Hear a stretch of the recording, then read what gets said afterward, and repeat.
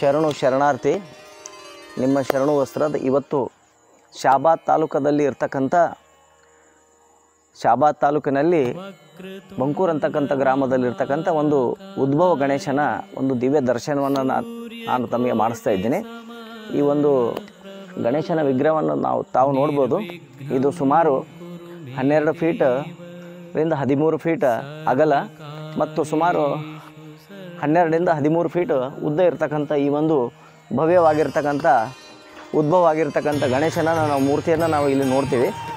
ಈ ಒಂದು ಬಂಕೂರ ಗ್ರಾಮದಲ್ಲಿಯೇ ಬಹಳ ವೈಶಿಷ್ಟ್ಯವಾಗಿರ್ತಕ್ಕಂಥ ಬಹಳ ಒಂದು ಎಲ್ಲರ ಈ ಒಂದು ಸುತ್ತಮುತ್ತ ಇರ್ತಕ್ಕಂಥ ಎಲ್ಲರೂ ಬಂದು ಇಲ್ಲಿ ಪೂಜೆಯನ್ನು ಸಲ್ಲಿಸಿ ತಮ್ಮ ವಿಘ್ನಗಳನ್ನು ನಿವಾರಣೆ ಮಾಡಿಸಲಿಕ್ಕೆ ಈ ವಿಘ್ನ ವಿನಾಯಕನ ದರ್ಶನವನ್ನು ಪಡೀಲಿಕ್ಕೆ ಬರ್ತಕ್ಕಂಥ ಈ ಒಂದು ಸ್ಥಳ ಈ ಬಂಕೂರು.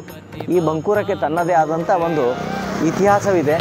ಈ ಒಂದು 1100 ವರ್ಷಗಳ ಒಂದು ಇತಿಹಾಸವಿದೆ ಮತ್ತು 12-13ನೇ ಶತಮಾನದಲ್ಲಿ ರಾಷ್ಟ್ರಕೂಟರ ಅರಸನಾಗಿರ್ತಕ್ಕಂಥ ಅಮೋಘ ವರ್ಷನ ಬಲಗೈಯ ಬಂಟ ಆಗಿರ್ತಕ್ಕಂಥ ಲೋಕಾದಿತ್ಯನ ಮಗ ಆಗಿರ್ತಕ್ಕಂಥ ಬಂಕಯ್ಯನು ನಿರ್ಮಾಣ ಮಾಡಿರ್ತಕ್ಕಂಥ ಈ ಒಂದು ಊರು ಅಂತಕ್ಕಂಥದ್ದು. ಅವ್ರಲಿಂದನೇ ಈ ಊರಿಗೆ ಬಮಕೂರು ಕಾಲಕ್ರಮೇಣವಾಗಿ ಬಂಕೂರು ಆಯಿತು ಅಂತಕ್ಕಂಥ ಒಂದು ಇತಿಹಾಸವಿದೆ.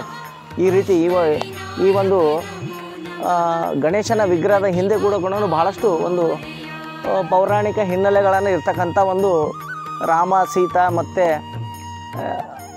ಮತ್ತು ಬೇರೆ ಅಂಥ ಒಂದು ಅವಶೇಷಗಳ ಕೂಡ ನಾವು ಇಲ್ಲಿ ಕಾಣ್ತೀವಿ. ಹಿಂದೆ ಮೈಲಾರಲಿಂಗೇಶ್ವರ ಗುಡಿ ಕೂಡ ಇದೆ.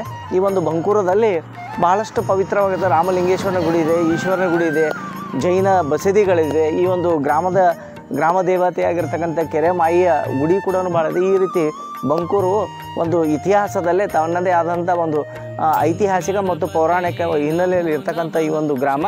ಅದಕ್ಕೆ ಎಲ್ಲರೂ ಈ ಒಂದು ನಮ್ಮ ಭಾಗದಲ್ಲಿ ಇರ್ತಕ್ಕಂಥವ್ರು, ನಮ್ಮ ರಾಜ್ಯದಲ್ಲಿ ಇರ್ತಕ್ಕಂಥವ್ರು ಈ ಒಂದು ಉದ್ಭವ ಆಗಿರ್ತಕ್ಕಂಥ ಇಷ್ಟು ದೊಡ್ಡ ಗಾತ್ರದಲ್ಲಿ ಇರ್ತಕ್ಕಂಥ ನಮ್ಮ ಇಂಥ ಒಂದು ಗಣೇಶನ ವಿಘ್ನ ವಿನಾಯಕನ ಮೂರ್ತಿಯನ್ನು ನಮಗೆ ಎಲ್ಲಿ ನೋಡೋಕ್ಕೆ ಸಿಗೋದಿಲ್ಲ. ಅಂಥ ಒಂದು ಈ ಒಂದು ಗಣೇಶ ನಮ್ಮಲ್ಲಿ ಕೂಡ ನಮ್ಮ ಈ ಒಂದು ಬಂಕೂರು ಗ್ರಾಮದಲ್ಲಿಯೇ ವಿರಾಜಮಾನವಾಗಿದ್ದಾನೆ. ಎಲ್ಲರೂ ಈ ಗಣೇಶನ ಹತ್ತಿರ ಬಂದು ತಮ್ಮ ಒಂದು ಬೇಡಿಕೆ ಒಂದು ಹರಕೆಯನ್ನು ಪಡ್ಕೊಂಡ್ರೆ ಇಲ್ಲಿ ಬಂದರೆ ಅದಕ್ಕೋಸ್ಕರ ಇಲ್ಲಿ ಗಣೇಶ ಉತ್ಸವದಿಂದ ದಿನದಂದು ಭಾಳ ಅದ್ಧೂರಿಯಾಗಿರ್ತಕ್ಕಂಥ ಒಂದು ಇಲ್ಲಿ ಒಂದು